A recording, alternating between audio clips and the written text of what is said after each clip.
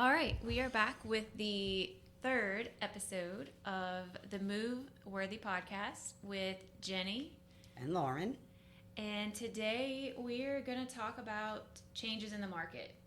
How has the market changed since 2020, since COVID? What are the things contributing to the changes, and what are we seeing today versus what we saw or encountered in 2020, which was crazy. Crazy. We thought it was the end of the world. I thought we were going to shut down real estate forever. And then all of a sudden, we were even setting up inspections, no one would show up except the inspector. Yeah. And it was super slow. And all of a sudden, things started rolling in. Well, interest rates dropped. Significantly. Lower than we've ever seen, ever. In some cases, lower than 2%. I know. That made me sick to see that. We refinanced at 3%. And then when people said, oh, man, we held out. 1.9. I'm like, what? Crazy. Which that definitely drove the market in a completely different direction. Oh, yeah. I think someone said at a meeting I went to is we stole buyers from the future. People who had no intentions of buying. Just buying. Sure, I'll sell my house and get $500,000, and I'll go buy the other $500,000 house for 1.9. Yeah. 1.9% interest. Geez. And then some of the things that the interest rates impacted, not only did the number of sales happen, but people were paying over what these houses were worth. They were doing cash deals, which was crazy to me. Where did all the cash come from? Where did all the cash come from? They were waiving inspections. I mean, which is highly not recommended. And appraisal gaps. Yes. Hey, I'll pay over the appraised value if it's within $20,000. Yep. We saw people do it. Oh, absolutely. And then, of course, when they agreed to it, not really thinking that it would happen, but it happened multiple times. I had a client that put an offer in on a property it was a multiple offer situation. And the agent came back to us and was like, look, it's multiple offers. You have till this time and this day to write a new offer. They went in 50,000, or maybe it was 60,000 on that one. I think it was 60,000 over asking, waived appraisal, waived inspection, and we were rejected. Oh my God. The offer that beat us out was 100,000 over asking. Waived appraisal. Waived inspection. Yeah, because they were paying cash for the difference. Good Lord. They were only financing, I mean, it was like a $300,000 house, but they were only financing like $100,000. So at that point, the appraisal didn't matter. It was crazy. What does that do for the values today? I know. I mean, we've seen a fairly significant decrease in prices today. I mean, there's this one property that I always mention or talk about, and I won't go too far into detail. I have it on my TikTok. But they paid way overpriced, and today those houses are at least going for $20,000 less. Oh, absolutely. If not more. I think so many people might be upside down. Yeah. And actually, that's something that I use when I talk to buyers that are concerned about buying in this market today, with the interest rates being 6.1, 6.5, which they've kind of gotten down to at this point. I tell them, I'm like, which would you rather have? Would you rather have a house that you paid too much for and be upside down on, or a house that you have a 6.5% interest rate on, that if the interest rate did drop, you could refi? You can't ever take back what you paid for that house. You paid for the house. It's always going to be. It's always going to be. That inflated number. Yes, for sure. I think, and look, my rule of thumb, or my husband's rule of thumb, has always been if it drops, a certain amount, even 1 whole percent could make a difference. Oh, absolutely. Just depending, versus your what you need. Do you need to take cash out, or what do you want to refi for, just to get that lower monthly note? No. And I think we will see them kind of come back down. When I bought my house, it was 4.875. Mm-hmm. That was normal. Yeah. I mean, we're not really that much higher than that, but I think the interest rates going up was one hurdle. Yep, for sure. And then Ida. So Oh, we're yeah. in South Louisiana, Luling, and Ida destroyed our parish and Mm-hmm. others.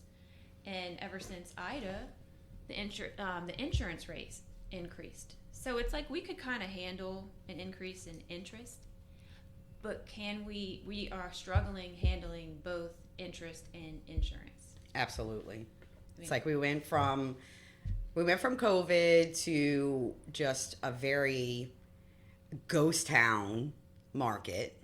Then we had the low interest rates where it was insane market. Yes. Then everything starts to kind of settle down, and We're back to kind of like a We're- normal. we're back to like a normal. 2019 market. then we have Ida, which Yeah. was complete destruction on the south coast. We're in southeast Louisiana, so we were impacted tremendously hard. Between us and Florida, I think those were the hardest areas. So then you have insurance companies pulling out of these states left and right, Dropping customers, leaving people in a position where some of them, not only did they pay $100,000 more for their house, but now they have a $10,000 homeowner's insurance premium Yes. because their mortgage is so high. Yes. It's crazy. So now we're at the point where the market got kind of stable, interest rates went up, the market kind of dropped a little with that, and it's kind of still there lingering. From all of that. It seems like it's moving a little bit now that interest rates have gotten a little better, but the insurance for our area is definitely been a harder hit Still out of control. than the interest. Yeah. I think If so. if our buyers could buy at 6.5% or 7%, but not have a $8,000 to $10,000 homeowners insurance policy and a $4,000 to $5,000 flood insurance policy, then they'd probably be okay. But when you have that factor in our area, it's not okay. It's not okay. I mean, you're talking $1,000 extra a month just in interest, flood insurance, homeowners insurance, and taxes. Yes. Aside from your principal. Yep. It's crazy. It is crazy. I have a listing right now, and it's roughly a $300,000 house. This most recent couple that was interested, I think, got a quote for $45,000 to $5,000 a year for their homeowners only. That's an extra. What do we figure? $4 something a month. $4 something a month on top of Yeah. everything else. I mean, people already. A lot of times, buyers already are possibly at the max, at the top of their budget. Right. You throw this in, it drops their buying power down significantly. Mm-hmm. And I mean, this particular one, it wasn't my client, but they were like, we're just going to hold off. And then I think interest rates jumped a little bit in the last week or two. Yeah. So they're like, yeah, we're going to hold off. And I think that's why the market has slowed down so much. People are just waiting and watching. Mm-hmm. And then I think those buyers from 23 that were like, oh yeah, we'll wait for the interest rates to drop, and they never did, they're finally like, all right, we really have to move. We have to move. Like, we I have need to a bigger house. Yeah, we have to do this. Yeah, have a job transfer, bigger house, other factors, the reasons why people sell. They just like, I can't wait any longer. Yeah. And we've seen that, and I think that has been our 2024 clients, probably. Yeah. And then along with some cash buyers in there, which always makes it easier, but still, to get over those hurdles. yeah, even the cash buyers are still having, hurdling that. They're still still have having to have insurance. Yes. Yeah. So even that has been a big change. What do you think? I guess all of this too, coupled with some of the new buyer agency rules, the written agreements, it's been a tougher market. We've seen some agents leave. Mm-hmm. I mean, I think NAR is reporting like a 2% decrease Just since last year. I mean, in our office personally, we've had some agents, and not full time. They might have had other jobs. They're not. They were part-time agents. Kind of say, you know what? I'm just gonna go inactive for a little while, until this wait, gets better. wait out this market, you Yeah. know, until it gets better. Yeah. You know, and some of the agents that we had in the office, like they're investors too. Yeah. So it really made sense for them to get their license. But in this kind of volatile market, Yeah. just the uncertainty, they're like, yeah, I'll just hang it up for a little while and see how things go. Yeah. Maybe next year we'll see some changes. And I think that the economy itself, you know, has been through so much. The ringer, yeah. So much that, you know, any career move right now is just not just real estate. I mean, real estate for sure, but you know, there's a lot of changes in people's career paths right now. I think so too. And just not knowing what next year is going to bring. Yep. Man, when I get on TikTok, I'm like, I don't know if I have like the doom and gloom, the prophecies, like I don't know where it comes from, but I'm scrolling through and the market's gonna crash, I know. and all these crazy people are talking about crazy things. I'm like, can I Oh, just I get heard on? I heard one the other day. All these storms is the sign of the end. Oh, It's the end gosh. of times. Yeah. All these crazy, you know, you got ice storms up north and you got hurricanes down south all at the same time. Look, and if you go down the rabbit hole, you'll really Oh my start gosh, to put it's the pieces crazy. together. I It's can't go down crazy. the rabbit hole. I just want to get back on like puppy TikTok. That's all I want. I can't take the doom and gloom. It's like I'll have nightmares. And you know what's crazy is that agents, you know, have to adjust emotionally, psychologically, physically to all of these changes. And And financially. Because when you're giving advice, I mean, your sole purpose is to be in the best interest of your client, whether it be a Yes. buyer or a seller. Right. So you have to stay educated, you have to stay up with all of these, and you have to give the best advice you can. And when everything is so and just not super stable, it makes it very hard to be in the real estate industry as an agent. And it causes stress. I think at a certain point you have to decide like how much am I willing to give? Yeah. Like all the things you just said, and that brings a certain level of stress. Yeah. And when you have another job and this isn't your full-time job, I mean, you kind of weigh the pros and cons and make a decision. Yeah. But financially preparing, even as realtors in this kind of market, you cut your budgets. You look at your business budgets, you look at your home budgets, and you have a heart-to-heart with your kids. Yeah. Like we're gonna less Chick-fil-A. Yeah, like can we cook at home? Right. But seriously, there's so many factors, and again, like we mentioned last week, the ability to adapt to the changes. I mean, since 2008, the market crashed. Yep. There were tons of people who got into the market right before then, and then tons of people who left the market. I got in 2009, and the market was crap. And luckily, my mentor at that time worked with a ton of investors. She was an investor herself. So I pretty much, like, where do you need me to go?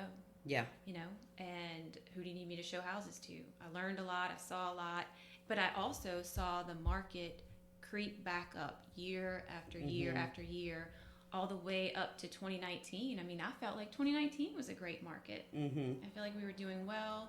2020, of course, amazing. And 21, but now I feel like we're back to maybe 2017. A 2017 type market. See, and I got in the business in 2016, so 2017 was just a nightmare for me. Well, you were new. I was so new, and everybody knows if you're a realtor, you just don't get out there and start making millions. That's just not the way it works. You know, it's very, very slow to build your clientele, to build your rapport, to build your experiences, to, you know, all of that. So it's not, you know, I think I read something at one point that said on average, realtors don't really start having successful years until year 4 or 5. Anyway, but so 2016 is when I got into the market, and 2019 is when I came here, or the end of 2018. 2019 I had a really great year. You had a good year. Yeah, I had a really great year, You've and then had a of good course year I since was. you've been here. I've had good years since because of because of COVID and the drop in the interest rates. And I just happened to have gotten into the industry right before all of that happened. So this year has definitely been probably the slowest year I've had since I've really founded my business. Yeah.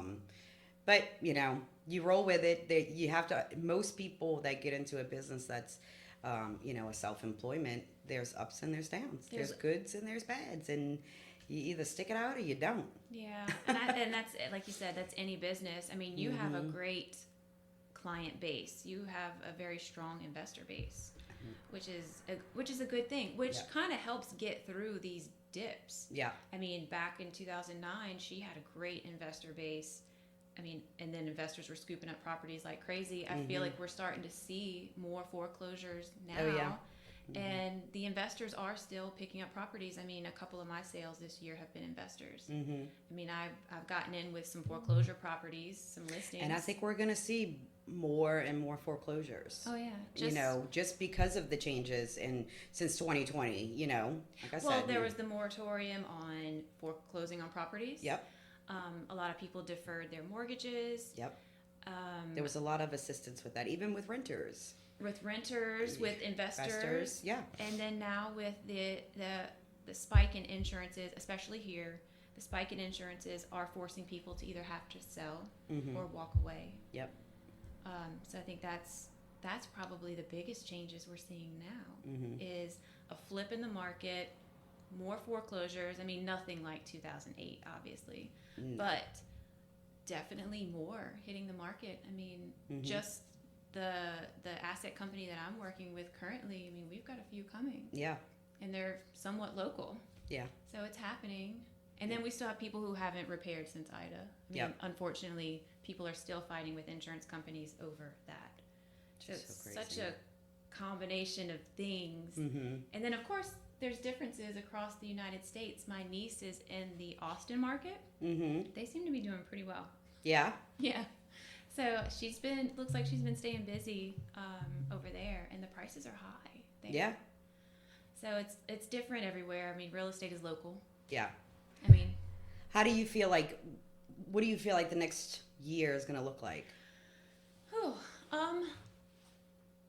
I think it's going to be another year of investors. Yeah. Because we're definitely going to see the foreclosures coming. I agree. There's opportunity there.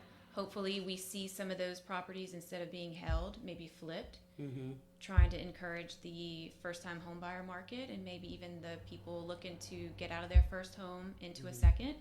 So if we had some more properties hit the market in those mid price ranges, I think will help move the market. I think we're going to see some more sellers. Yeah. But like we're seeing now, things are kind of sitting. Yeah. Well, the problem is that they're sitting because they need a certain dollar.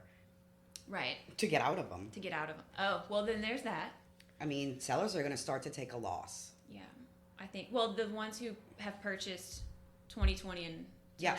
Yes. Yeah, those that are having to sell. Oh, absolutely. Yeah. They're going to see some losses there. Yeah. For sure. And then if you bought prior to, you probably have some equity built up. For sure. But then the buyer pool is smaller. So I think that's what we're seeing. Yeah. And then, of course, I think we're definitely, like you said, I think we definitely will see a lot of investors, a lot of foreclosures over the next probably 12 months or so. But I think the market is on its way up. I think so. I mean, we still have a shortage of homes. Yes. There's still not enough homes for every person. For sure. So the prices, while they have fluctuated some, are going to trend upwards. I agree. So I do think it's going to be okay. I think we just stick it out like we always do, adapt to the changes, share what we can, share information, make sure that Insights. our clients are, they understand the process so they feel comfortable buying or selling. For sure. That's where you become adaptable as realtors. You have to be able to give the best information that you could possibly give for your clients. And if you're not adaptable to what's going on in the market, you can't pretend.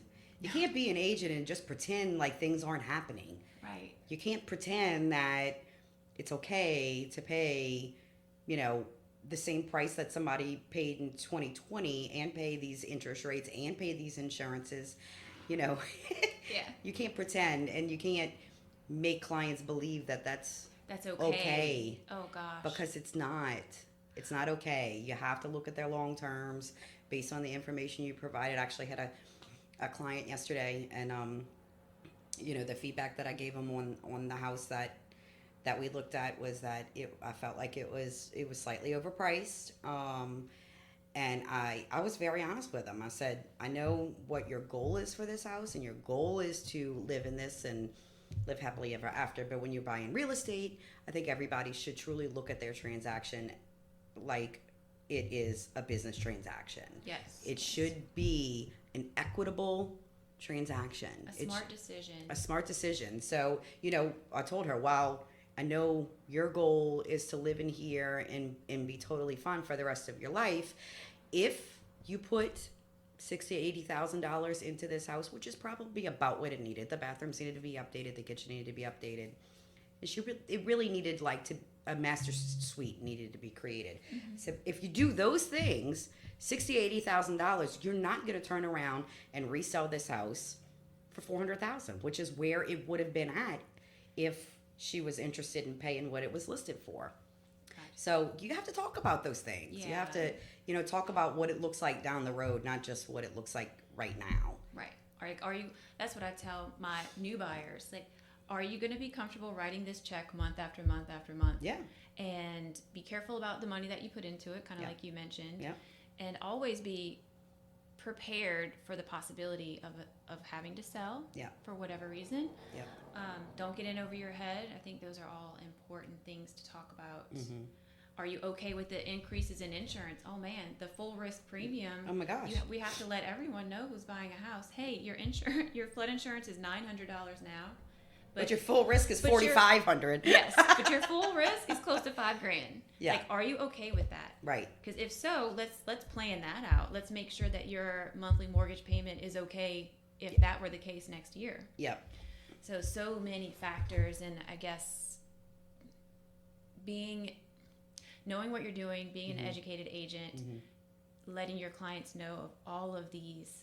And I think if the agent has the mindset of exactly what has happened from 2020 to 2024, that things are going to change, they're going to go up, they're going to go down, they're going to go up, they're going to go down, and their main focus is, what's best for that client for the future and for the past, whatever the case may be. I think if the agents stay focused on that and not on closing the sale because it's such a slow market and they're just pushing to get a sale. Yeah, don't do that. I think that's going to go a long way. No, you're right, for sure. Never. The client is more important than the sale, always. Yep. That is the goal. And the houses sell themselves. They do. You can't push a house on someone that they don't want. No. The house will sell itself. Yeah. That was some good stuff. I feel like we could talk about this forever. Like, we could just keep going, story after story. Right. But we're good timing on this, so I think we'll call it. And we'll be back next week again, Monday at 10 a.m. You can check our Facebook pages right now, is where the links are being shared to the podcast. We're working on the directories in the big, Spotify, Apple, things like that. We'll get there. But next week, same time, and we'll have a new topic to talk about. This is the Move Worthy podcast with myself, Jenny Lendle. And Lauren Jones. And together we have the experience to move you forward.